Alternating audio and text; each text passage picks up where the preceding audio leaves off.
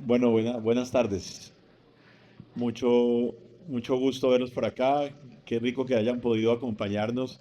Y me alegra y me honra poder presentarles al doctor Luis Valdovinos, el ser médico famoso y buen médico en neurogastroenterología, un problema de familia. Es uno de los médicos más prestantes en México, en Latinoamérica, en neurogastroenterología. Y si nosotros recordamos al doctor Miguel Valdovinos, que es una autoridad mundial en neurogastroenterología, quiero decirles que Luis va por ese mismo camino. Es ex secretario de la Junta Directiva de la Asociación Mexicana de Gastroenterología y pues aceptó venir a esta conferencia. Entonces, bienvenido Luis. La propuesta que le tengo es que estamos solamente con amigos, entonces vamos a dejar la cuestión muy acartonada y tal, y vamos a hacer un conversatorio. Las reglas del juego es que el que quiera preguntar algo, levanta la mano y de una vez allá vamos. Eh, Vamos a ir a hacer una especie de fogueo en preguntas, las cosas que nos preocupan, que sabemos que son difíciles de preguntar a veces o de enfocar. Y pues con este experto no nos queda duda de que lo vamos a hacer muy bien. Entonces, bienvenido a Barranquilla, a Colombia, está su casa. Y por favor, Muchas gracias, Carlos, Carlos. doctor Concha, por la presentación. Y bueno, a ver, me acaba de nombrar, ustedes vieron, yo ya vengo a tomar mi puesto, me dijo que iba a ser su secretario, entonces me acaba de nombrar. Bueno, sí, efectivamente el doctor Miguel Valdovinos es mi tío, aparte de mi tío, es mi profesor, entonces si lo hago mal ya tienen a quién reclamarles ustedes el día de hoy. Bueno, vamos a comenzar con esta presentación, acá les pongo mis conflictos de interés y bueno, comencemos, doctor Concha. Bueno, a nosotros nos preocupa siempre en estos escenarios si lo que estamos haciendo como médicos, que es lo primero de ver un paciente, es un problema para el paciente, lo sabemos interpretar. Queremos saber cuál es su opinión sobre la utilidad de la clínica en el reflujo. O sea, ¿sirve lo que hacemos nosotros o deberíamos evitar hacer clínica en estos pacientes? ¿Qué opina usted? No, digo, a ver, la clínica es muy importante, tienen que entender porque no podemos buscar delfines en el desierto, ¿no? O sea, el paciente tiene que tener síntomas de reflujo si vamos a buscar reflujo, porque si no tiene síntomas de reflujo, pues no podemos buscar reflujo. Y si ustedes ven en la definición de Montreal, dice que es una definición definida cuando el contenido gástrico causa síntomas. Ahí está la palabra síntomas. Entonces, los síntomas, ¿cómo los detectamos? Claro que con la clínica, no hay otra manera de detectar los síntomas. Le tenemos que preguntar al paciente qué es reflujo. Digo, en México tenemos un problema. Muchas veces el paciente llega y te dice, doctor, es que tengo reflujo. ¿Les ha pasado? Mi siguiente pregunta es, eso es un diagnóstico. ¿Usted qué síntoma tiene? Y se van a dar cuenta que muchos de los pacientes dicen, es que a mí me arde la garganta. Pues ahí ya no es reflujo, ¿no? O que ese paciente es que eructo a huevo podrido. Ahí ya no es reflujo, ¿no? Entonces tiene uno que preguntar cuál es el síntoma que tiene. Si ustedes, por ejemplo, en este estudio que se llama el Sígame, también la frecuencia. Porque todos podemos llegar a tener síntomas ocasionales de reflujo. Levante la mano, ¿quién en su vida alguna vez ha tenido síntomas de reflujo? La gran mayoría, pero está bien descrito que la prevalencia es 20%. Entonces tenemos que identificar esto muy bien, porque síntomas ocasionales no significa lo mismo que reflujo. Los síntomas ocasionales se pueden tratar, por ejemplo, con lo que tienen aquí, que ya vi que es un alginato. Es muy útil para síntomas ocasionales, pero cuando es enfermedad por reflujo necesitamos algo más. Esto aquí está descrito, ¿no? Tiene que tener síntomas, se dice dos, pero vean, al menos una vez por semana, que son los síntomas crónicos, solamente el 12% de esta corte mexicana que se hizo en 2014. Vean la sensibilidad y especificidad para diagnosticar reflujo de los puros síntomas. Entonces, sin duda, la pregunta del doctor Concha es muy pertinente. Los síntomas nos deben de hacer o sospechar de la enfermedad, pero algo muy claro es, los síntomas no dan un diagnóstico definitivo de la enfermedad por reflujo. Por eso está por aquí van a ver varios doctores colombianos, está el doctor Pineda, si mal no recuerdo también aquí estaba la doctora Albizani, en este consenso latinoamericano que hicimos de enfermedad por reflujo, y aquí vemos que se recomienda el interrogatorio dirigido con síntomas y cuestionario para diagnóstico de reflujo. Si ustedes ven el cuestionario, es un poco mejor que la clínica, tiene un área bajo la curva mejor, pero definitivamente se tienen que ir con la idea de que esto no nos da diagnóstico de reflujo, nos hace sospechar la enfermedad. Pero oiga, antes de pasar, ¿cuáles serían los síntomas que hay que investigarle? Porque la gente le dice eso, me duele la garganta, me duele la boca, eso, tengo náusea, eructo, y nosotros tenemos muchos pacientes que nos llegan con ese diagnóstico. Entonces, enfaticemos cuáles serían esos síntomas que hay que buscarle a la gente? Para cualquier manifestación del reflujo, los primeros dos síntomas son pirosis y regurgitación. Porque el paciente puede tener tos por reflujo, pero debe tener pirosis y regurgitación. Si no, la probabilidad de que la tos sea por reflujo es casi nula. 95% de los pacientes que llegan con solo tos, sin pirosis y regurgitación, los estudios van a ser negativos. Entonces creo que ustedes deben quedarse todos en la cabeza siempre. Yo le digo eso a mis alumnos. Si el paciente no siente pirosis o regurgitación, olvídate de reflujo. Digo, yo entiendo que a veces se sobrepone, por ejemplo, muchas veces el paciente puede sentir solamente dispepsia con ardor epigástrico y puede ser reflujo, pero es la más baja cantidad. Entonces siempre hay que buscar lo más común, y los síntomas más comunes serían pirosis y regurgitación, que son los dos que les ponían que tienen sensibilidad y especificidad. Y si ven en el consenso, solo hablamos de esos dos síntomas y no metemos otros, porque los realmente no son tan útiles. Tenemos que buscar estos dos. Muy bien.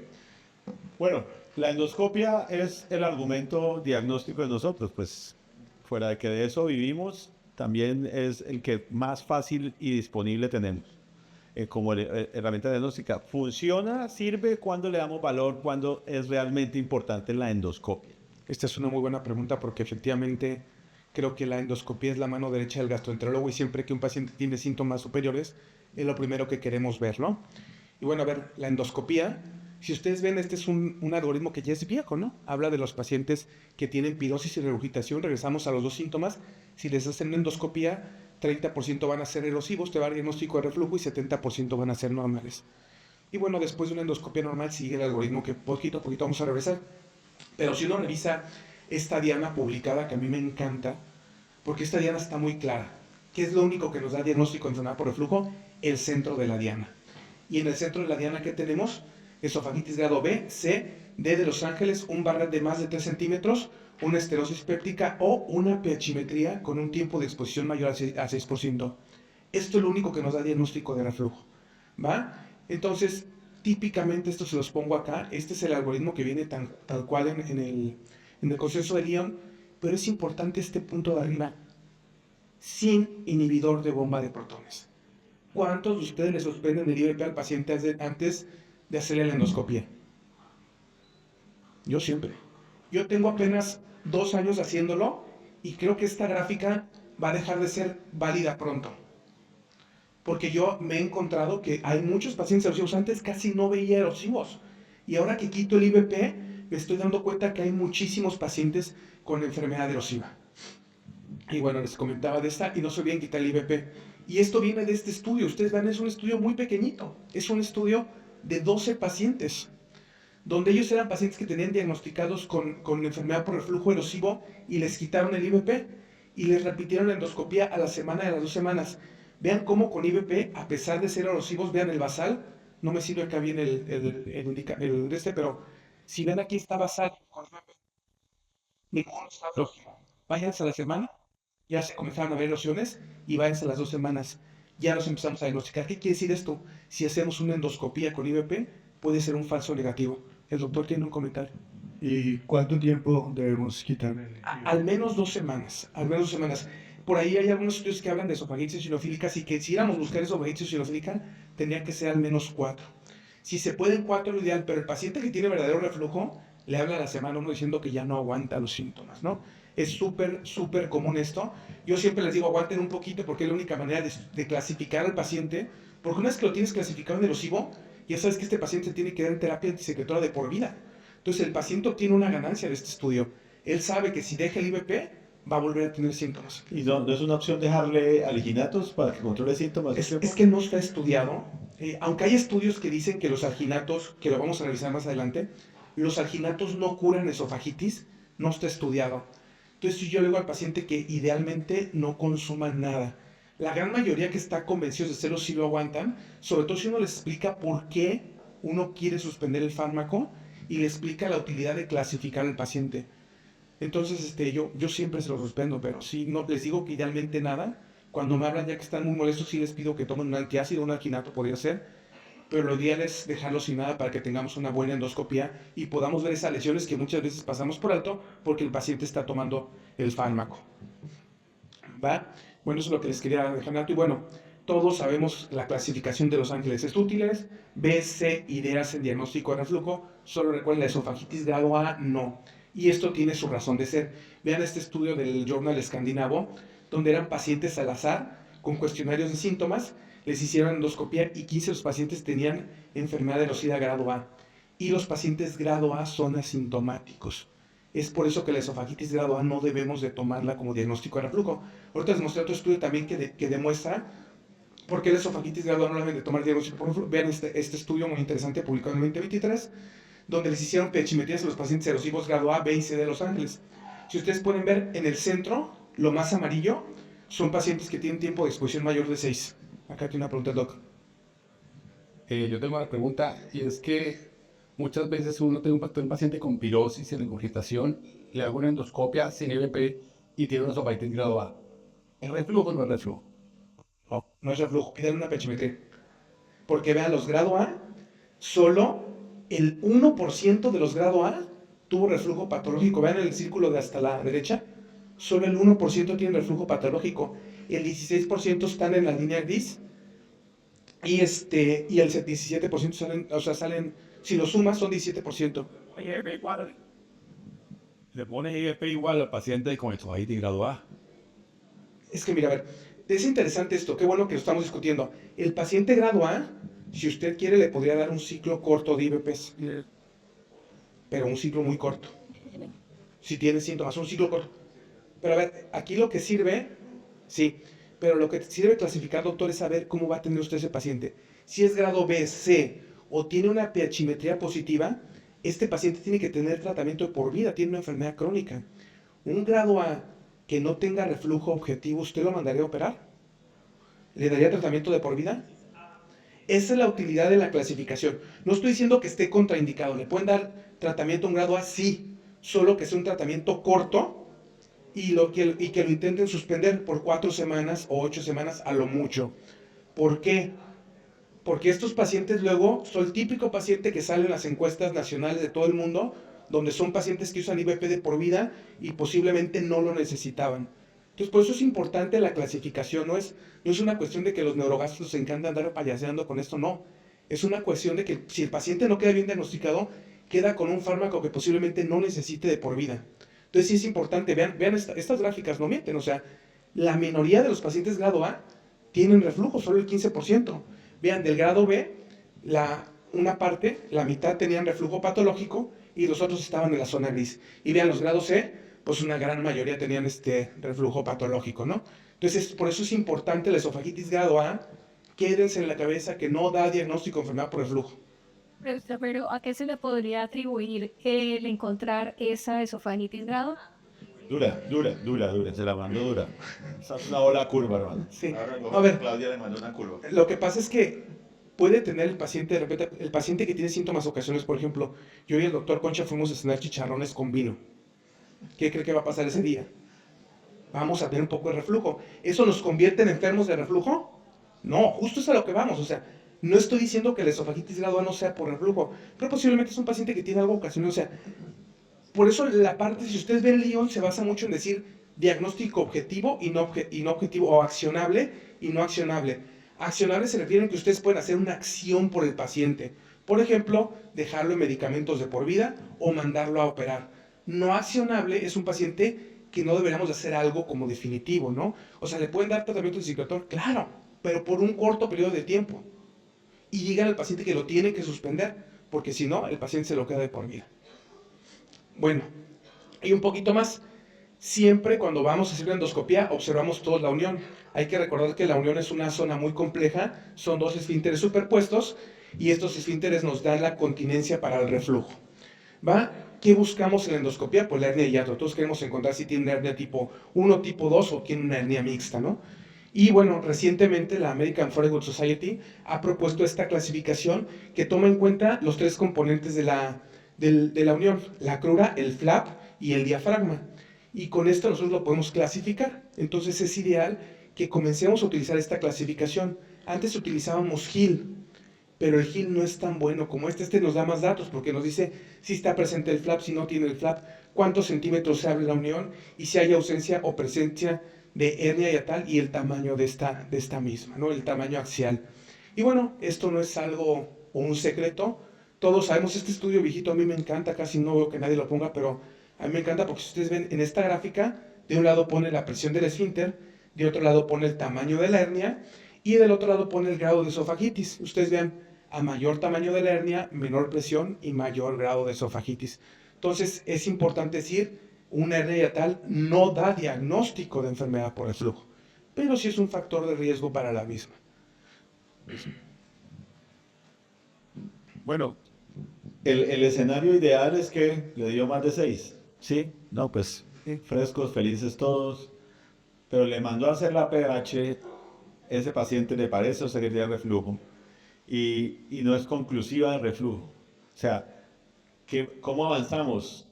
¿Qué pedimos? ¿Qué medimos? ¿Qué revisamos en esa pH? ¿Cuántos acá hacen pHmetría para ver qué tanto me detengo en esta pregunta tan difícil? Pero, ¿cuántos Somos de poquitos. acá leemos pHmetría? No, es que, bueno, lee, no hacen. Por lo menos la lectura de abajo, todo. Se las tiene que mandar el neurogastro, aquí está Freddy. Si no se las manda completa con sugerencia, ya no le manden pacientes, por favor. Esta es tarea del neurogastro, no es tarea de ustedes. Cuando le llega al neurogastro les hace una pHmetría, se las tiene que mandar a interpretar, sobre todo cuando salen en el área gris. ¿Por qué? Vean, bueno, la pHmetría tenemos varias formas de hacerlo. En México teníamos cápsula Bravo, pero bueno, llegó un gobierno de izquierda y ahora solo tenemos catéteres. Y todos están bravos. Sí. Todos estamos bien bravos porque no hay Bravo, pero bueno. Entonces, bueno, ya no tenemos Bravo. Últimamente usamos el catéter. Digo, el doctor Concha lo expone muy bien. Cuando está arriba de 6, nadie peleamos, todos estamos contentos. Sabemos que tiene diagnóstico objetivo de la enfermedad y que es un reflujo accionable. Pero ¿qué pasa cuando sale entre 4 y 6? Es área tenebrosa, es área gris, donde se puede ir hacia uno o hacia otro lado. Todos los neurogastros nos ponemos a llorar. Y estas pHmetrías a mí me chocan porque son las pHmetrías que me habla mi técnico y me dice, doctor, es que no sé qué tiene, revíselo usted. Y bueno, la tengo que revisar yo. ¿Qué hacemos? Echamos la mano de otros datos que tenemos. Recuerden que la pHmetría tiene la capacidad de medir si los episodios de reflujo están relacionados con ácido. Tenemos dos medidas, el índice de síntomas, que es una regla de 3, y la probabilidad de asociación, que es una prueba exacta de Fisher. Una es estadística y otra es nada más la magnitud del efecto, ¿no? Entonces decimos que un índice de síntomas mayor de 50% es positivo y una probabilidad de asociación mayor a 95 es positiva. Si tiene cualquiera de estas dos, apoya más a que el paciente que esté en el área gris se vaya a reflujo, si es positiva. Si son negativas, apoya más a que el paciente se vaya al área donde el reflujo no es patológico. Y bueno, yo siempre me pregunté, oigan, ¿y hay algún estudio muy bonito donde alguien haya sacado los índices de síntomas? Pues me encontré este. La verdad, esto es una decisión por consenso, ¿sí? Si me preguntan a mí a cuál de las dos le creo más, yo le creo más al PAS porque pues yo hice maestría en ciencias, me gustan más los números y creo que una probabilidad de asociación es menor que una magnitud de asociación. Pero bueno, para el paciente creo que es más importante la magnitud, ¿no? Porque hay pacientes que tienen 4 síntomas y los 4 le dan. Aunque son 4 síntomas, te va a salir un índice de síntomas positivo y posiblemente el PAS negativo, ¿no? Entonces, ¿cuál de los dos usar? Es una buena pregunta para la cual tengo una mala respuesta. Muchos no le creemos mucho al índice de síntomas, pero bueno, creo que en el área gris sí le tenemos que dar cierto peso. ¿Por qué? Pues porque es lo que hay. Y si es lo que hay, pues hay que tomarlo, ¿no? Entonces, si tiene índice de síntomas, apoya a que sea enfermedad por reflujo. A mí me gusta mucho más esta métrica, la cantidad de reflujos por impedancia. Si el paciente tiene más de 80 episodios de reflujo por impedancia, apoya más a que la pHmetría sea patológica. Si tiene menos de 40 es normal y apoya más a que la pHmetría no sea patológica. La PCPW, esta yo me cansé de calcularla en un estudio del doctor Cifrin. No recomiendo que la calculen, solo en un estudio italiano, si mal no recuerdo, salió que era útil. Esta, después de cada reflujo, medíamos si el paciente deglutía o si aclaraba el reflujo. Es un dolor de cabeza al calcularla, se echa ahí uno toda una tarde y solo un estudio demostró que esto yo ya casi no la uso. No sé si por acá alguien que haga pHmetría siga calculando la PSPW. No. Freddy es muy juicioso. ¿Tú la calculas, Freddy? Ah, bueno. Bueno, esto es lo que les contaba. Ven, después de un episodio de reflujo, la PSPW, que es ahí este episodio de reflujo que ustedes lo ven muy franco. Es que no sirve mi marcador, si no se los pondría. Aquí está el episodio de reflujo cae el pH y vean cómo después viene la aclaración del episodio de reflujo. Esa es la famosa PCW, que sacamos la cantidad de reflujos que tienen una onda que aclara esto después de cada reflujo. La impedancia basal, esta sí me gusta más. La impedancia basal cada vez tiene más valor. Este es un estudio viejito, pero sabemos que más o menos de 1000 es anormal. Y bueno, hay varios cálculos. La impedancia basal, si la impedancia basal te sale bajita, apoya más a que se enferma por reflujo. Si te sale alta, va en contra. Bueno, la microscopía electrónica aquí tienen, yo no tengo, entonces no la usamos. ¿Qué medimos? La dilatación de los espacios intercelulares, y está bien descrito en este estudio por el doctor Mark Vela, uno de mis mentores, que a mayor cantidad de ácido en el esófago, más amplias van a encontrar estas uniones intercelulares. Y bueno, termino nuevamente con esta gráfica para comentarles que la pHmetría ha venido, o ahora nos empieza a dar datos que nos podrían, la manometría, perdón, doctor Concha. La manometría nos va a comenzar a dar datos que nos podrían ser de utilidad, ¿vale? Aquí abajo ven los datos de la manometría que podemos tomar para sospechar de enfermedad de reflujo. Estos 4 datos son los más importantes. La motilidad esofágica efectiva, que sabemos que está asociada con reflujo, la unión o la fuerza de la unión, la morfología de la unión, y esta que es la maniobra dinámica de elevación de piernas, ¿vale? Hablando de la morfología, ya les demostré en algunos estudios que cuando hay hernia hiatal, ¿qué quiere decir hernia hiatal? Que el esfínter está separado de la crura diafragmática. Aquí van, cada que respira el paciente, aumenta la presión. Aquí está el esfínter. Si estos están separados, pues hablamos de que el paciente tiene una hernia hiatal, tiene una unión abierta. La clasificamos en diferentes grados los neurogastros. La tipo 3 es la que es una verdadera, una franca hernia. Y bueno, a mayor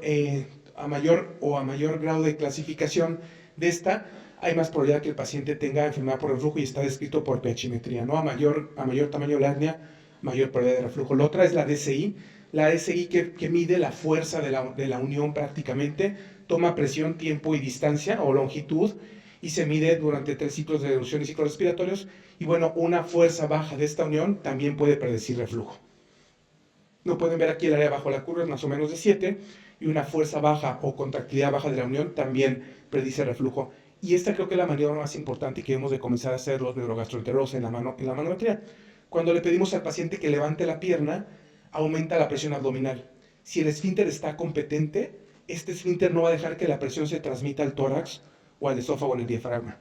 Si cuando usted le pide al paciente que eleve la pierna, transmite la presión hacia el tórax, esta maniobra tiene mucho valor para predecir enfermedad por reflujo. Esto es lo normal. Vean, el paciente eleva las piernas, aumenta la presión en el abdomen, pero no se transmite hacia el tórax, la detiene el esfínter. Entonces hay un aumento menor de 11 milímetros de presión a la basal en el esófago, arriba en el tórax. Pero vean, este paciente que eleva las piernas prácticamente transmite toda la presión, hay un aumento mayor a 11 milímetros. Esto se conoce como fenómeno de cavidad común, o sea que no hay una separación por los esfínteres, y esto hace que el paciente tenga mucho reflujo. Se han tomado todos estos datos que les dije uno por uno. Milán se dio a la tarea de juntarlos, darles valor a cada uno y hacer una escala. Entonces, posiblemente ahora que tenemos la IA, ustedes en el siguiente programa o en el siguiente software de manometría que tengamos, nos den un cálculo del Milán con todos estos datos y nos ayude a predecir qué paciente puede tener enfermedad por reflujo. Porque quiero dejarlo muy claro después de todo esto, porque pareciera que después de todo esto que les hablé, ustedes podrían diagnosticar reflujo por manometría, pero actualmente no está aceptado y sí se puede equivocar. Creo que esto es el futuro de los pacientes que están en la zona gris, doctor Concha. Y, antes de pasar a la siguiente, entonces, bueno, Gladys, perdón. Aquí está, mi doctor, este está muy bonito. Mira, aquí está. Ve, motilidad esofágica inefectiva, la elevación de piernas, la presión y el tipo de unión. A cada uno le da valores en escala. Por ejemplo, si ve la que tiene más valor, le da 240 puntos, es la elevación de piernas. Entonces te va juntando puntos, y dependiendo a mayor cantidad de puntos, mayor probabilidad de tener enfermedad por reflujo. A ver si, doctor. Entonces, de manera práctica, mientras tenemos posibilidad de hacerlo por otros métodos, ¿cuál sería las recomendaciones? Entonces, impedancia basal, ¿sí? Número de reflujos, Número de reflujos. índice de síntomas, piernas elevadas. Bueno, pero piernas elevadas lo veo camelludo todavía, porque no van todos con... Dice Freddy que sí los hacen. Pero cuando hacen manometría. Yo les hago, sí, o sea, yo hago el protocolo de Chicago y la maniobra de piernas elevadas tiene que ser acostado. Ajá. Entonces hago los tragos rápidos múltiples después le pido al paciente que eleve las piernas, ya después lo siento, lo doy los tragos sentados y O el sea, lo haces como parte de la búsqueda. yo lo hago en todos los pacientes, vamos a ver qué nos dice la decana doctora Alvis. Quiero preguntarle al doctor Freddy si él queda tranquilo para diagnosticar reflujo con las piernas elevadas. Sí, no, vamos a preguntarle. Que si Freddy. usted es juicioso, doctor. No, Freddy. una de las cuestiones con respecto a la clasificación de Milán es la dificultad. Los otros puntos uno los puede obtener, pero el índice de contractibilidad de la unión esofagogástrica es muy difícil, calcularlo es muy difícil. Si vemos las gráficas y como lo demuestra, el solo elevar las piernas es el que más puntos da, entonces con eso le podría ayudar. Como yo les decía, uno de los inconvenientes que tiene, ellos tienen la facilidad que cuando realizan una manometría en México la hacen los gastroenterólogos. Entonces leen la historia clínica, llega por enfermedad, bajo una sospecha de enfermedad por reflujo, va para cirugía, entonces ese paciente es el que se le realiza. Cuando llegan y todo es un común, entonces pues sí, uno hace bien el protocolo de Chicago 4. Entonces esa es como la diferencia y por eso es que se amplían un poco dependiendo de la indicación. Entonces en ese sentido es la diferencia. No es para todos, pero sí para el que llega bajo ese diagnóstico. Aunque yo creo, y ayer lo mencionaba igual, que la unión esofagogástrica se ha vuelto un componente fundamental para el diagnóstico de la enfermedad por reflujo. Esta semana salió un artículo del doctor Savarino, específicamente con el doctor Nicola de Bortoli, haciendo la comparación entre la clasificación de AFZ, AFS y de Hill. Yo creo que eso va a jugar un componente importante en el diagnóstico de la enfermedad. Si ayer que estamos en el paseo que nos llevaron a ver a Shakira y... ya. La Toti. A la Toti, que fuimos a ver, platicamos justo esto en el bus, ¿no? Que luego todo lo comparamos con la pechimetría, pero tenemos que entender que la pechimetría es un estudio imperfecto. Entonces, en reflujo, ya nos vamos a meter en cuestiones fisiológicas, pero el reflujo la pechimetría es un gold estándar no perfecto, porque tenemos claro, la doctora Alvis, no me dejará mentir, que hay pacientes que tienen enfermedad por reflujo que pueden tener una pechimetría negativa. Entonces, esto es un falso negativo, ¿no? Entonces, cuando tomas el gold estándar, por ejemplo, la impedancia que hacen de la mucosa, a mí siempre me ha quedado la duda si funciona mejor, porque la impedancia es un subrogado de los espacios intracelulares. Entonces, parece que funciona muy bien y te ayuda a diferenciar incluso esofagitis eosinofílica de reflujo, ¿no? O sea, me he quedado la duda si es mejor, pero es algo súper difícil de demostrar porque tienes que romper algo que se llama un paradigma. El paradigma actual de los neurogastros es el pH. Para nosotros el pH es lo más importante. Entonces, si tú tienes un gold estándar imperfecto y comparas algo que es mejor contra el gold estándar, obviamente tu comparador te va a salir peor que el gold estándar porque se comporta mejor. Pero eso es algo muy difícil de demostrar. Entonces tienen que hacer estudios muy complejos para esto, pero sí, efectivamente la doctora Hani tiene un punto muy bueno. Por eso esto lo puse aquí, justo para decirles que en el paciente que está en la zona gris, esto nos puede ayudar. Pues para resumir, porque además miren, ayer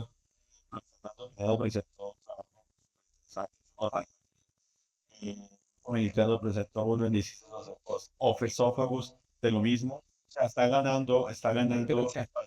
Entonces, para efectos prácticos, nosotros debemos tener mucha precaución con qué definimos. Quizá si le pedimos a nuestros grupos que hacen medición de por favor, no nos describan, sino que nos interpreten, nos ayuden a Sí, interpretar. Nos ayudaría mucho a la población en general. El paciente que está en la zona gris, acá tiene una pregunta, yo le pongo una notita justo diciéndole hacia dónde va más el estudio. Acá tiene Una pregunta para ti, la doctora Hani. Profe, pero le llega a uno el paciente a manometría, ¿sí? Porque cada vez están llegando más manometrías por reflujo y yo siempre pido los estudios previos y entonces la pH está en una zona gris y la impedancia basal nocturna pudo decir que estaba menor de 2100 y entonces uno lo dejó como positivo. Pero en el reporte de manometría en términos prácticos, hago eso, se hace test de elevación de la pierna y se observa el aumento de la presión intratorácica y en el informe que le pongo al colega, test de la pierna elevada positivo. O sea, solo digo test de la pierna elevada positivo. Ok. Solamente eso, no podemos A ver, decir nada Yo más. siempre digo que esto es obligación del neurogastro, ¿no? Si una pH sale en área gris, esta pH, el neurogastro tiene que detener, tiene que revisarla, y si él tiene una manometría, tendría que voltear a ver la manometría. Pero a ver, yo aquí quería tocar algo antes de que sigamos. La manometría no la piden para reflujo, ¿eh? O sea, no es. Cuando hago manometrías, es para descartar que el paciente tenga calación por el motor, o cuando no tiene endoscopía para ver dónde está el esfínter. Entonces es importante tocar esto antes de que no se vayan a ir aquí todos con la idea de que ahora todo el reflujo tiene que pedir manometría. No, por favor, no. O sea, esto te sirve como algo que te ayuda si la tiene. O sea, si la tiene. Inclusive uno como neurogastro, yo creo que si te sale en área gris, pedir una mano para que te apoye a dónde mandar al paciente no estaría mal, pues. Pero esto sería como algo off-label, ¿no? No está como escrito.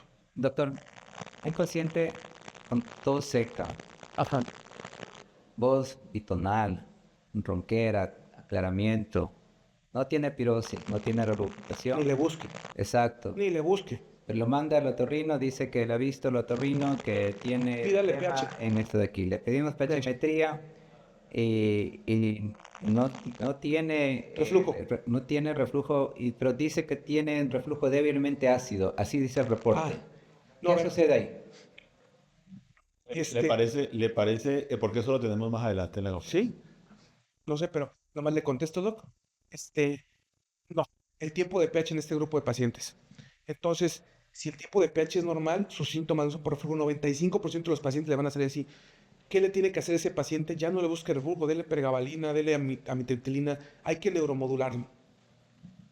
De acuerdo. Sí. Pero también los estudios del consenso de San Diego han mostrado que el monitoreo ambulatorio sin catéter, con cápsula Bravo, no tienen una concordancia real con el monitoreo de pH, con impedancia de 24 horas.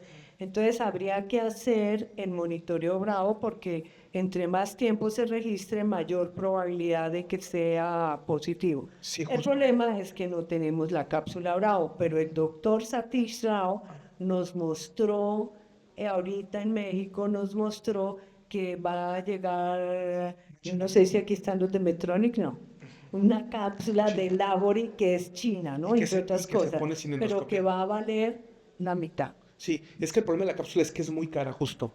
Y bueno, en México tampoco la tenemos, pero sí, a ver, si ustedes me preguntan el paciente con síntomas extraesofágicos, es mucho mejor la cápsula que el catéter. O sea, de hecho, entre los dos estudios, si ustedes tuvieran que elegir cuál es el primer estudio que van a pedir, es mucho mejor la cápsula. ¿Por qué? Porque a la cápsula no se le van tantos pacientes como se nos van con el catéter. O sea, con el catéter se nos van hasta 30%, con la cápsula se van menos y más si la programamos para 96 horas. Pero bueno, esto lo que quiero decir es, si tiene tos y la pH-metría es negativa, déjenle buscar el flujo, por favor. Bueno, listo. Bien. El tratamiento creo que es el punto fundamental. Ya diagnosticamos. ¿Cuál sería el tratamiento del paciente que tiene el reflujo? O sea, el paciente que sí lo diagnosticó por cualquiera de los métodos, que no tiene duda de que tiene reflujo. Después hablamos de reflujo laringofaríngeo o de síntomas laringofaringeos, que es diferente, pero ahora enfermedad por reflujo probada. Bueno, cuando usted ya tiene un estudio positivo, el paciente tiene enfermedad por reflujo accionable y hay que comenzarlo a tratar, ¿no? Bueno, esta es la guía mexicana donde hablamos de que hay que mejorar la calidad de vida, hay que aliviar síntomas, cicatrizar lesiones, prevención de la recurrencia de síntomas y prevención de las complicaciones de la misma. Está muy bien claro, el tratamiento o la piedra angular del tratamiento es la terapia antisecretora. Existen múltiples guías y consensos, tenemos el de la ACG, el de la WHO, tenemos estas recomendaciones latinoamericanas donde también la doctora Hani hizo el favor de estar con nosotros en México para que hiciéramos estas recomendaciones para el manejo de la enfermedad por reflujo. Y bueno, cuadramos esto, ¿no? La terapia antisecretora es la piedra angular. Si ustedes ven las guías más viejitas, que son las del ACG y la del American College, nos hablan de que los IVPs, un curso de 8 semanas, es la terapia ideal. ¿De acuerdo? Pero se quedan en eso, no hablan más de ahí. Recuerden que los pacientes erosivos, por ejemplo, los B, C y D de Los Ángeles, se tienen que quedar en terapia de mantenimiento.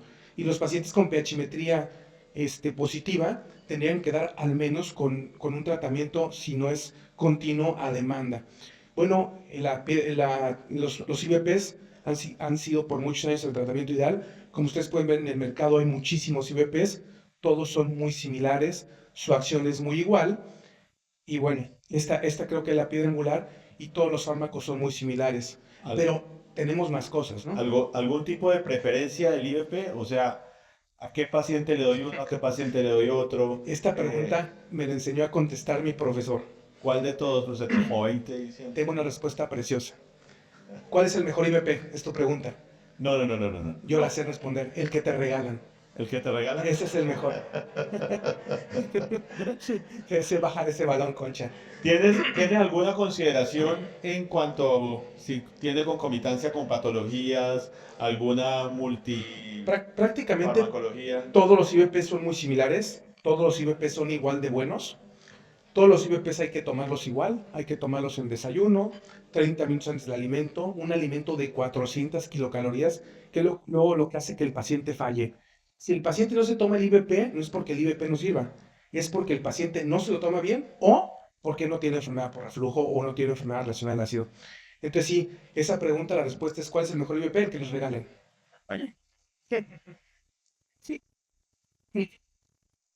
Entonces, estamos en el momento de los IBPs.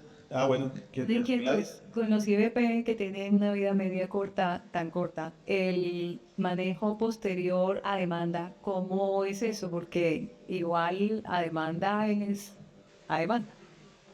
Mira, el grupo que podría dejar usted de demanda, doctora, es el grupo que tiene enfermedad no erosiva.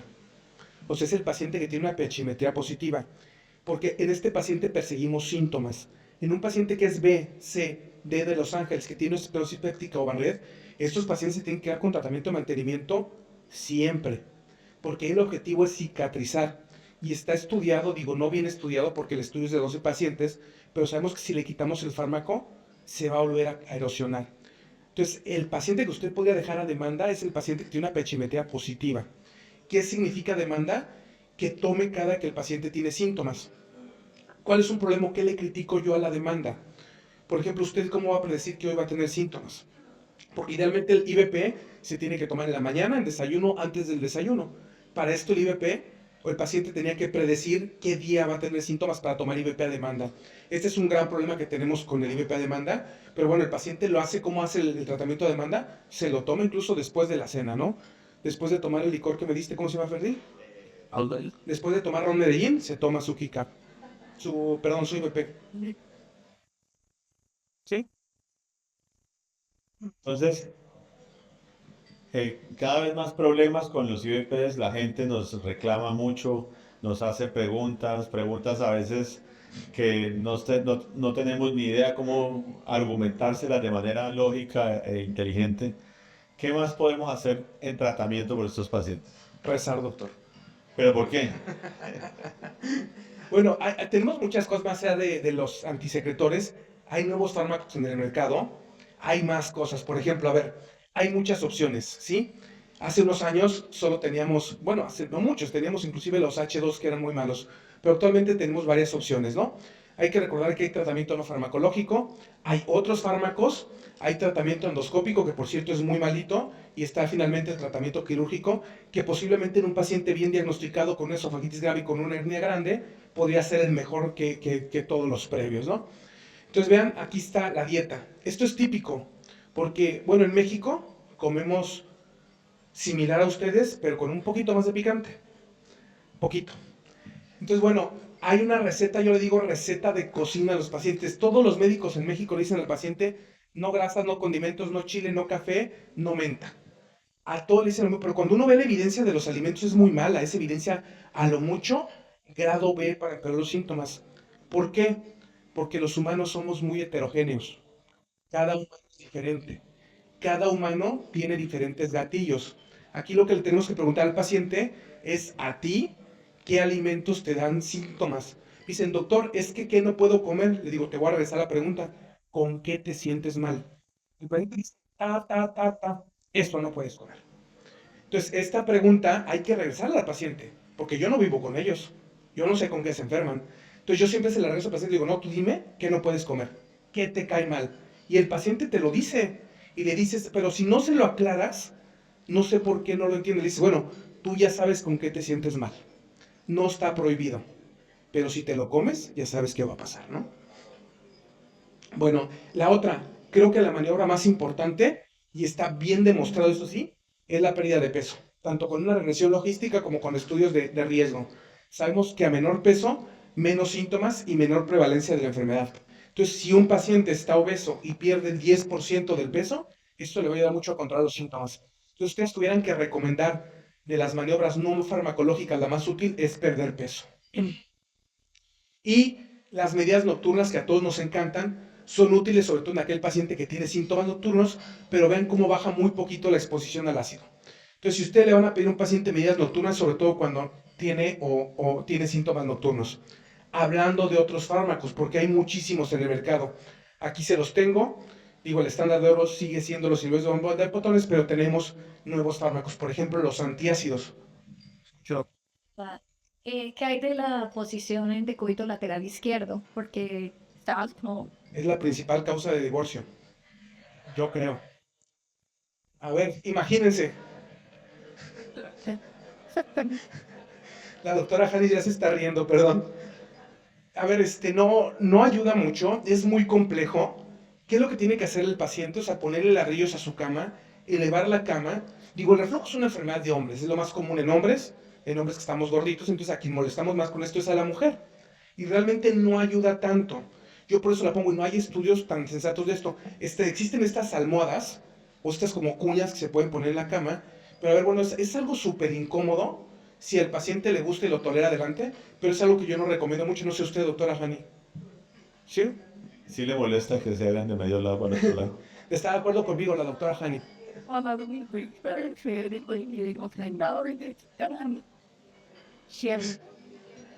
Por eso ellos no tienen reflujo. Mire, Sí. nunca lo había pensado, doctora. Tienen un buen punto. Bueno, entonces, hablando un poco de los antiácidos, recuerden, hay un montón en el mercado, todos son muy iguales, todos son para síntomas ocasionales, ¿sí? De los antiácidos, a mí me gustan más los que están mezclados con alginatos porque tienen muy buenos estudios, porque saben que los alginatos hace como esta especie donde el calcio se pone en medio, une a dos moléculas de alginato y estas flotan y hacen como un tapón, una especie de tapón, y esta especie de tapón hace o detiene la bolsa ácida. Y este estudio de gammagrama está muy bonito, donde nos demuestra cómo los alginatos son útiles, se ponen en la parte superior. Solo recuerden los puntos de los alginatos. Son efectivos para alivio de síntomas, para síntomas temporales. Se requiere uso más de 4 veces al día. Es un efecto inmediato, se recomienda a corto plazo, y esto no alivia o cura erosiones. Es por eso que le decía, doctor, no hay nada descrito, sabemos que no las curan, pero yo los dejo sin ningún medicamento antes de una endoscopía. Y bueno, cuando ustedes pueden ver aquí estos, y cuando comparan los antiácidos contra placebo, definitivamente los antiácidos son mejores que el placebo. Pero vean, cuando se comparan los antiácidos contra los medicamentos antisecretores, los que ganan son los medicamentos antisecretores. Entonces, si van a utilizar los antiácidos, tiene que ser como un adyuvante. Nunca recomienden un antiácido solo, excepto en aquel paciente que tiene síntomas que dijimos, ocasionales.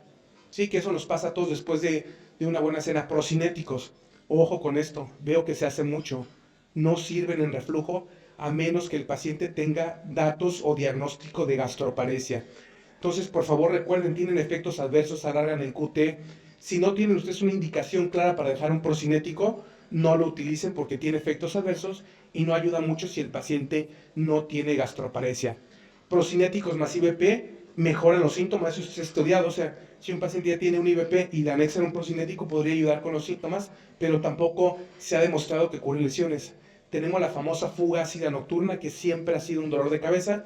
Recuerden, la fuga ácida nocturna tiene una definición operacional compleja. Es un paciente que está tomando IVPs 2 veces al día y que a pesar de eso, durante la noche, entre la 1 y 4 de la mañana, tiene un escape ácido donde el pH se vuelve ácido a menos de 4 y que esto dura más de 60 minutos. ¿Qué hemos hecho? ¿Qué le damos a estos pacientes? Los H2.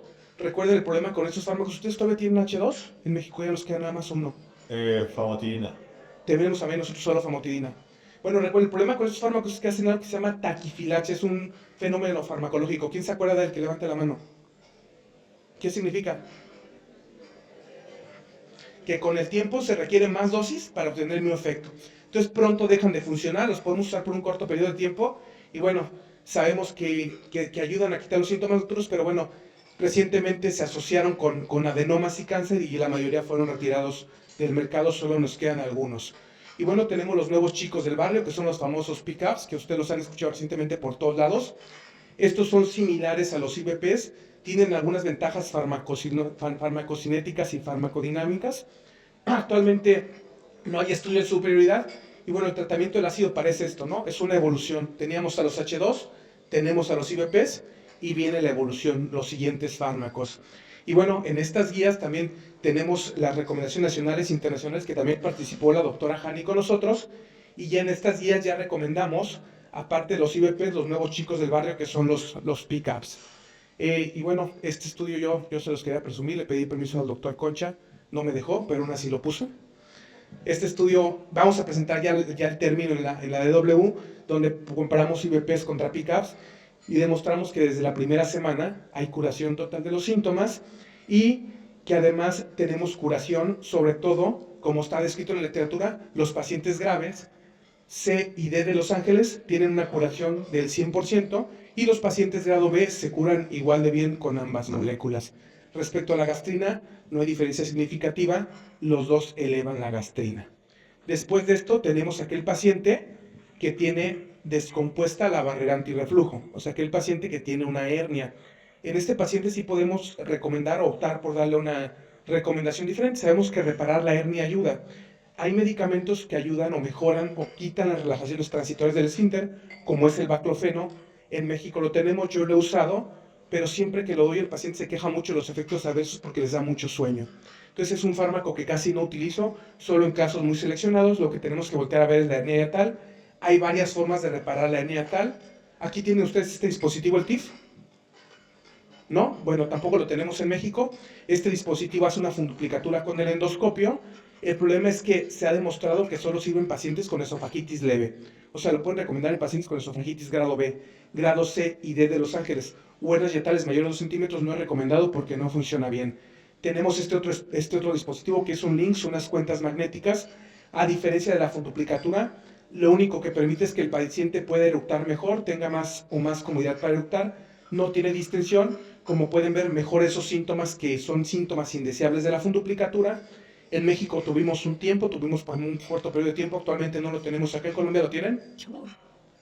Bueno, tenemos la funduplicatura que está bien estudiada, inclusive en aquellos pacientes que son refractarios reales, que quiere decir que persisten quemados o con pH positiva a pesar de un tratamiento con 2 dosis de IVP. La funduplicatura ha demostrado que en aquel paciente que tiene un reflujo objetivo, o sea, un diagnóstico bien hecho, es también muy útil.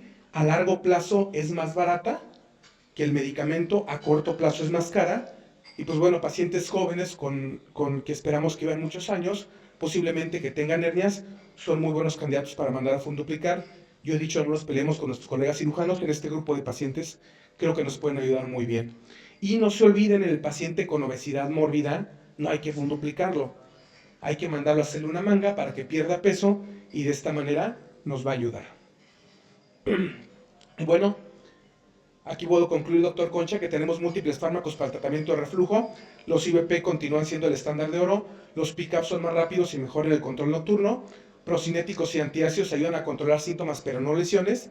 Y además de los medicamentos, tenemos maniobras como los cambios en el estilo de vida y procedimientos quirúrgicos que pudieran ayudar. No sé si tengan alguna duda. Bueno, muy bien. Muchas gracias, Luis, por la presentación. Es muy interesante el enfoque que presenta. Va a hacer una pregunta. Te quería hacer una pregunta. Con respecto, cuando vas a someter a un paciente para descartar enfermedad por reflujo refractario IVP, algunos están utilizando, o sea, si mi paciente está utilizando eslartoprazol y, bueno, está siendo refractario a los síntomas, otros están utilizando esomeprazol, otros pantoprazol. Cuando vas a hacer la prueba, ¿qué dosis utilizas y qué medicamento utilizas? El estudio que hicieron para definir esto fue con esomeprazol, 2 veces al día. O sea, son 40 miligramos AM y 40 miligramos PM. Entonces, como estas son definiciones operacionales muy estrictas, pues habría que hacerlo igual, ¿no? Con eso AM, eso PM. 30 minutos antes del desayuno, 30 minutos antes de la cena, lo dejas una semana, después de eso le pones el pHímetro pero tiene que ser pH-metría con impedancia 24 horas. Y esto te ayuda a definir qué paciente podría responder bien a un tratamiento.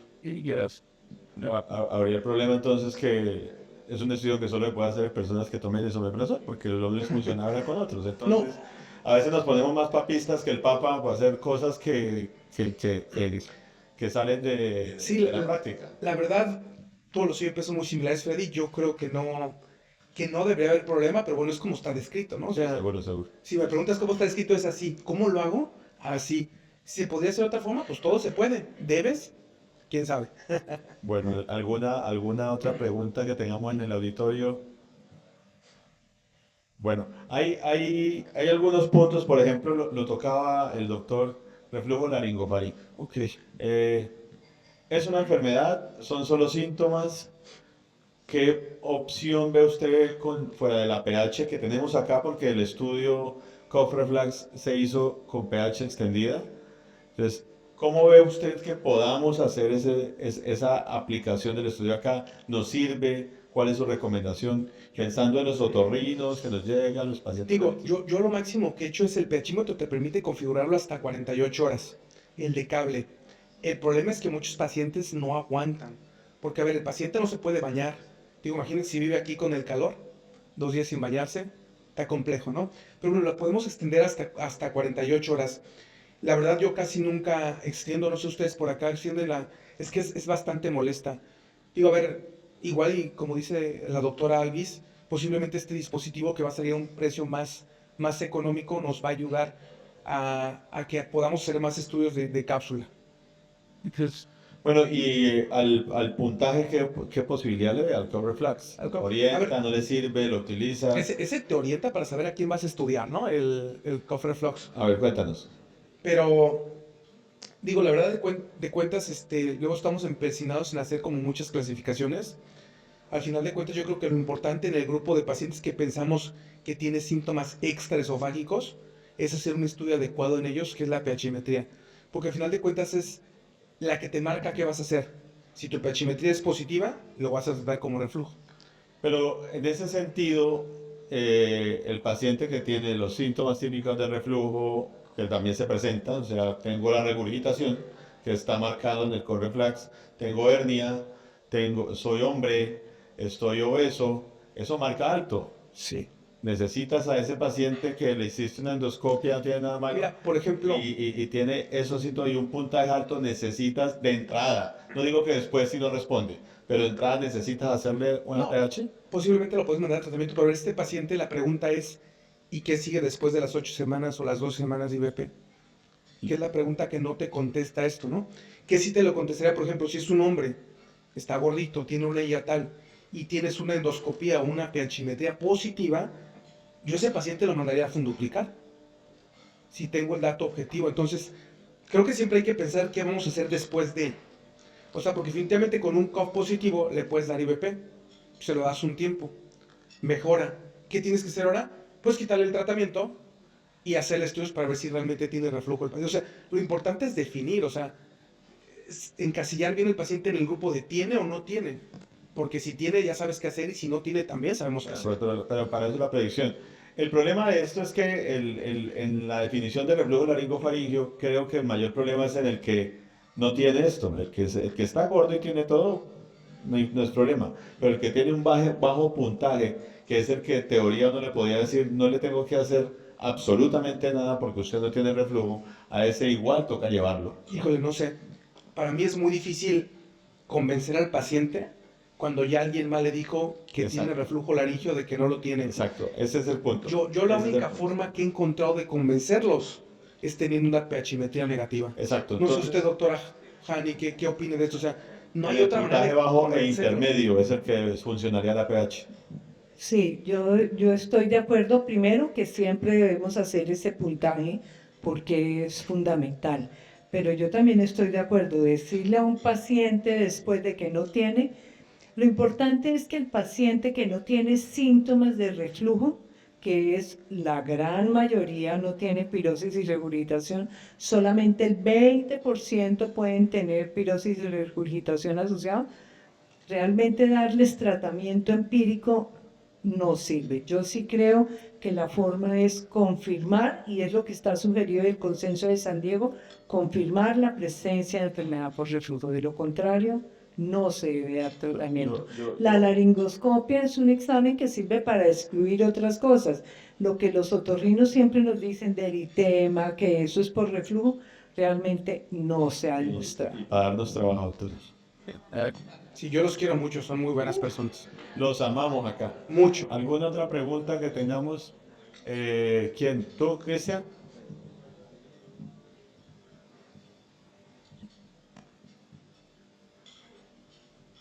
Presidente. No, bueno, yo no es mi campo, pero por ejemplo en el tema de lo que metiste las imágenes de endomicroscopía confocal para evaluar pared, no sé si existe algún estudio para evaluar con microscopía focal acá en la parte No, para pared. es electrónica, no es confocal, haz de cuenta que tomas las biopsias y las mandas a microscopía electrónica, eso lo hacen los patólogos y ellos te miden el espacio de las uniones, no es endomicroscopía confocal. Con esa uno podría evaluar directamente mucosa con endomicroscopía confocal, si es el caso como más extremo, como para objetivizar. Porque la parte que nos dice el otorrino, eritema, muy específico, pero No sé sería si se mucho puede más medir. objetivo. Yo creo que, o sea, la endomicroscopía confocal como que te da el patrón mucoso muy bien, ¿no? Pero las he visto, no soy experto, nunca la he usado, pero la única manera de medir el espacio intercelular es con microscopía electrónica y eso lo hacen los patólogos. Es algo en México solo tenemos un sitio que es el Instituto Nacional de Cancerología que lo hace y es muy difícil conseguir que te hagan una porque los insumos son muy caros. Lo hacen con una máquina de rayos, no sé qué cosas. Pero no se refiere a este aparatito que usamos con el endoscopio para ver la mucosa. ¿Podría ser útil? No lo he leído. Te mentiría, no sé usted, doctora, si no lo he leído si es útil para diagnosticar reflujo. Hemos usado diversas técnicas como la endoscopía, toma de biopsias, pero hay scores clínicos que los patólogos pueden seguir dependiendo de la elongación de papilas, la cantidad del infiltrado, que pueden intentar también predecir reflujo. Pero ahorita no hay nada histológico que nos ayude a diagnosticar más que la microscopía electrónica, midiendo los espacios, predice que los pacientes con espacios más grandes pueden tener también reflujo, pero no es algo recomendado. Está en el Lyon 1, lo ponen ahí como alternativas diagnósticas, pero no es algo todavía recomendado. Acá, doctor. Doctor, una pregunta. ¿Qué opina usted con respecto a hacerles pHmetría con impedancia cuando las mandan con tratamiento, pero están con IVP, por ejemplo, pantoprazol o esomeprazol una vez al día, 20 miligramos o 40 miligramos una vez al día? ¿Usted qué considera, qué opinión tiene al respecto? Pero es un paciente que ya tiene reflujo probado por un otro medio, o sea, están buscando o sea, hay que corregirlos, hay que darles Lo que pasa es que muchos años no sabíamos cómo decir qué paciente tenía realmente reflujo refractario hasta que salió este estudio de los pacientes que les dieron esomeprazol, cada 2 horas le hicieron la pHmetría y ellos demostraron que los pacientes que tenían más de 80 episodios de reflujo o más del pH de 0.4, si es 0.4, ¿verdad, doctora? O pH más de 0.4 son los que son realmente refractarios. Entonces, tiene que estar tomando el fármaco tal cual porque así fue la definición operacional. Es como la fuga ácida nocturna, tiene una definición operacional. O sea, es un paciente que con 2 dosis de IVP, en la noche, entre la 1 y las 4 de la mañana, se les tiene esta fuga ácida, porque realmente es bien difícil diagnosticarlo. Sí, pero mi pregunta era, digamos que solamente les dan una vez al día, ya sea pantoprazol o esomeprazol, 20 o 40 miligramos, y les piden pHmetría, porque nos llegan a veces con tratamiento, pero está una sola de esas y no es dexlansoprazol, por ejemplo. Entonces... 2. O sea, dale 2 veces al día. O sea, si te llega y la verdad es que vete la otra semana y tómate doble dosis, ¿no? Porque es como la definición operacional. Porque ahí te va a salir la pHmetría, pero ¿cómo la vas a interpretar? Exactamente. Y eso nos llega con frecuencia, que solo la están pidiendo y viene con una sola vez. No, hay que corregirlo. Yo lo que hago es, mi asistente es la que programa esto. Entonces ellas tienen unas hojitas, dependiendo de para qué viene el paciente, es la preparación que le manda. Entonces, lo primero que le pregunta al paciente es si su estudio es con o sin medicamentos. Si el paciente dice que es con medicamentos, le manda una hojita donde dice cómo tiene que llegar al consultorio, que no se ponga maquillaje, que no traiga aretes, que se tome el fármaco bien y que llegue tanto tiempo en ayuno. Y con esa hojita te evitas esto, porque el paciente ya tiene indicaciones de cómo llegaría a llegar para una pH con medicamento o sin medicamento. También igual para la manometría, o sea, Incluso les pregunta por qué síntomas pide la manometría. Si de repente viene por reflujo refractario o que viene por disfagia, yo luego hago maniobras extras, ¿no? Depende del paciente. Por ejemplo, yo he detectado muchos rumiaciones porque son mujeres jóvenes que se quejan mucho de regurgitación postprandial. A ellas siempre les hago el protocolo extendido con comida porque ahí es cuando puedes detectar las famosas rumiaciones. Entonces, sí, lo ideal como que sería que vieras tú al paciente antes de que le hicieras el estudio. No sé, doctora, sí. ¿Tiene alguna duda? Aunque Andrés, tú sabes que en Estados Unidos no está aprobada la doble dosis, ¿no? Y aunque yo estoy de acuerdo en que le damos la doble dosis, pero a veces le hace uno el monitoreo de pH y evalúa si realmente la respuesta está adecuada o no y si requiere el incremento de la dosis o el cambio de medicamento. Eso es lo que hacemos. Digo, el 90 y tantos % te va a salir negativo. Entonces creo que si está con una dosis y negativo, pues estás bien seguro porque está con menos dosis y no es refractario, ¿no? Yo creo que el problema sería si te saliera positivo con una dosis y te quedas, híjole, ¿es porque no tenía suficiente dosis? O porque realmente refractario. Es complejo, pero lo ideal es hacerlo como tal cual marca el artículo, así como dice Freddy, ¿no? ¿Cuándo consideran ustedes realizar pHmetría para un segundo momento? Yo he tenido pacientes que persisten con síntomas, que no hay un diagnóstico concluyente y se les repite la pHmetría y son dos escenarios muy distintos en ese mismo paciente. Entonces, ustedes, por ejemplo, recomendarían hacerlo en un tiempo prudencial, hacer el manejo y después volver a repetir, o cómo sería la recomendación de repetir un estudio de pHmetría. O sea, ¿cuándo repites? Si tienes un estudio positivo, por ejemplo, una endoscopía positiva, o una pHmetría ya positiva, en este grupo de pacientes en el que puede repetir una segunda pHmetría, a lo mejor usted está hablando de un paciente que le hizo una y es negativa, Exacto. y usted sigue teniendo duda, tiene enfermedad por reflujo. Así O sea, sabemos que hay 30% de pacientes que se pueden escapar, doctora. Entonces digo, aquí lo ideal, yo si estuviera en el escenario que ya tiene una alámbrica negativa y tengo duda, yo le pediría una inalámbrica de 96 horas. Entonces, el problema es que no la tenemos, ¿no? Sí, sí, no. Entonces, yo quería en ese paciente, doctora, ya sabemos que la endoscopía está negativa. Sí, Usted ya le dejó IBP así es, y el paciente persiste sintomático, es correcto. le escalo la dosis o lo cambio de fármaco, de clase terapéutica. Ok, muchas Sí. gracias. Sí, pero hacerle otra alámbrica, pues yo no le veo mucho sentido. Puede que te vuelva a salir positiva, o negativa, perdón. Lo ideal sería la cápsula. ¿Alguna otra pregunta? ¿Alguna otra inquietud? La doctora Claudia ya lo hizo al lado tuyo. ¿Quién? Y me gustaría, si es posible, que habláramos en el contexto de pacientes jóvenes con síntomas de reflujo. ¿Qué hacemos? Endoscopia, prueba terapéutica, cambios en estilo de vida. ¿Es un paciente joven sin datos de alarma, doctora? Y yo ahí, mira, yo soy mucho, no sacan en Colombia, pero en México si ya busca al gastroenterólogo el paciente, es porque ya tomó algo o ya fue con alguien y no mejoró. Si es este escenario, yo empezaría con una endoscopia. Si es un paciente que llega por primera vez conmigo y nunca ha ido con un médico general y nunca le han dado fármacos, es un paciente joven y no tiene ningún dato de alarma, sí le puedo dar un mes de tratamiento y decirle te veo en 2. ¿Por qué en 2? Para que un mes tome el tratamiento, se sienta bien y que en 2 regrese y me diga cómo se sintió. Si se sintió mal y no mejoró, lo estudio. Si el paciente mejoró y no tiene nada, ya no le hago nada. O sea, posiblemente tuvo un episodio por ahí de reflujo.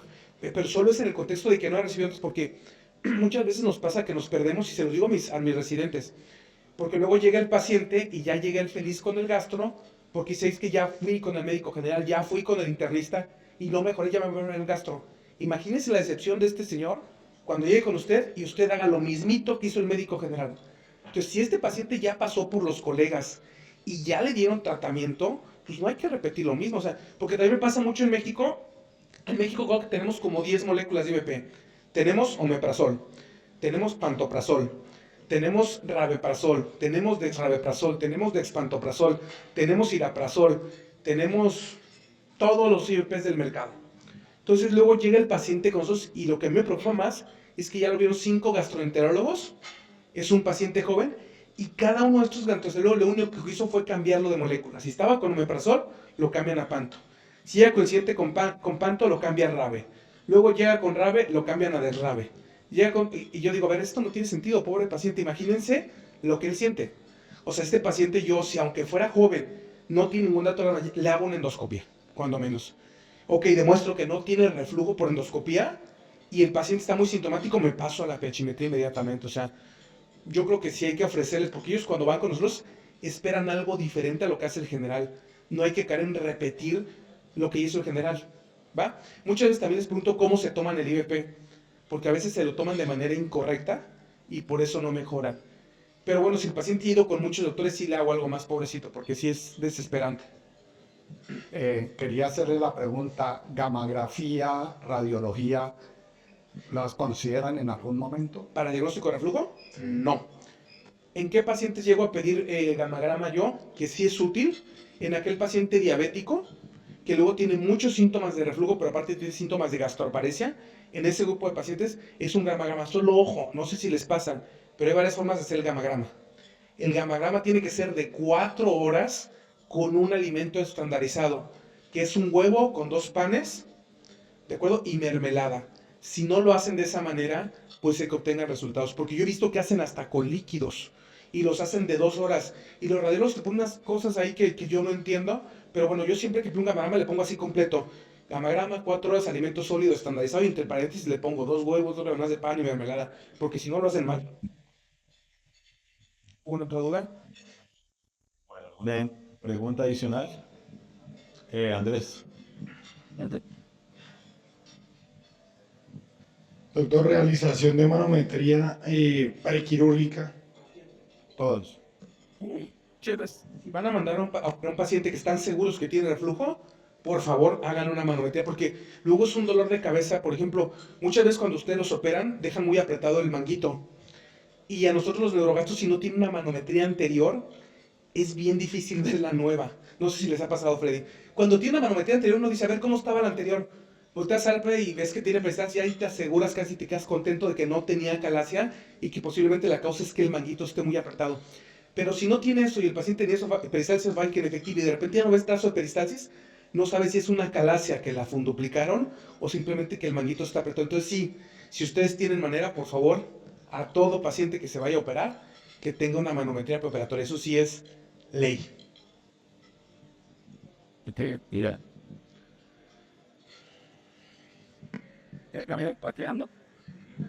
Luis, yo sé que no está estandarizada la manometría post-funduplicatoria. Sí, sí tenemos. Le llega muy frecuentemente post-funduplicatoria y tiene reflujo, entonces uno lo que hace es que evalúa la región inferior para determinar si observa que hay signos que sugieran que la funduplicatura está deshecha, está apretada, está desplazada o no está desplazada.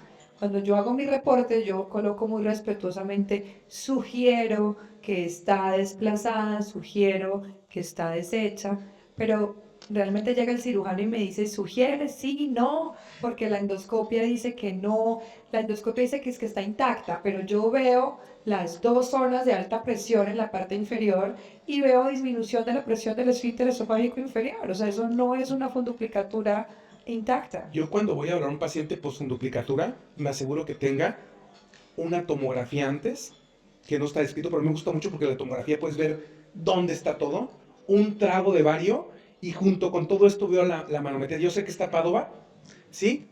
Pero si tú tienes estos 3 y ves la manometría, vas a entender mucho mejor qué es lo que está pasando. O sea, yo sé que a veces los neurogastos no estamos acostumbrados a solicitar TAC, pero en el contexto de paciente posoperado sintomático, ya a mí sí me gusta mucho la TAC porque bajas a verla con el radiólogo, reconstruyes y ves perfectamente dónde está el graph y todo, y te ayuda mucho a la hora de interpretar y te empieza a hacer como un mapa mental de cómo se ven las cosas. Digo, está Padova, no estoy de acuerdo con usted, pero a ver, un trago de bario en este grupo de pacientes, si no quiere una tomografía, cuando es un trago de bario, te saca 1000 dudas. 1000 dudas te saca, y es algo muy sencillo y muy barato. ¿Otra pregunta? Hombre Luis, pues creo que fue un éxito la conferencia, mucha participación, muchas gracias por habernos acompañado. Eso es Y todo. bueno, bienvenido. Gracias.